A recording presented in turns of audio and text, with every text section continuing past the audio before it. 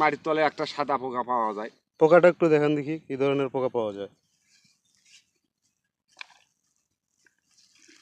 এই যে পোকা ভাই, এই পোকা দিয়ে মাছ ধরি, বন্যা না থাকার কারণে মাছ পাই না।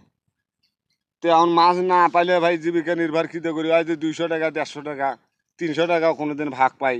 একদিন তো দিন পর যায় না। তবে হয়তো বলবেন যে 200-300 টাকার জন্য কেন এত পরিশ্রম করেন। তো এই পরিশ্রম যদি না করি তাহলে চুরি করা লাগবে। চুরি করবে গেলে একদিন ধরা বললে তো মনে করেন যে তার বাসস নেই। মৎস্যজীবীর থেকে সরকারে যখন কার্ড দেয় তখন মনে করছিলাম সরকার থেকে কিছু অনুদান পাবো আমরা। তা আমরা মুসলমানেরা সে অনুদান পাই না। বোনারপাড়া যখন মিটিং হলো তখন ইএমপি বলল যে হিন্দুরা যেভাবে খাচ্ছে জল সেইভাবেই খাবে, মুসলমান তার উপরে কোনো দাবি নেই। তো তাহলে তাহলে এই কার্ড দিয়ে আমাকে লাভ কি? এটা কার্ড দেওয়া মনে করো এটা একটা সান্ত্বনা দেওয়া।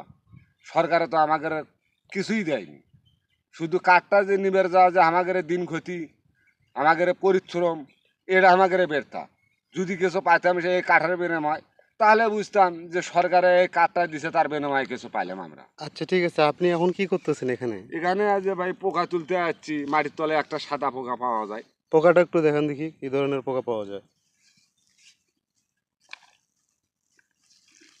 এই যে পোকা ভাই, এই পোকা দিয়ে মাছ ধরি, বন্যা না থাকার কারণে মাছ পাই না।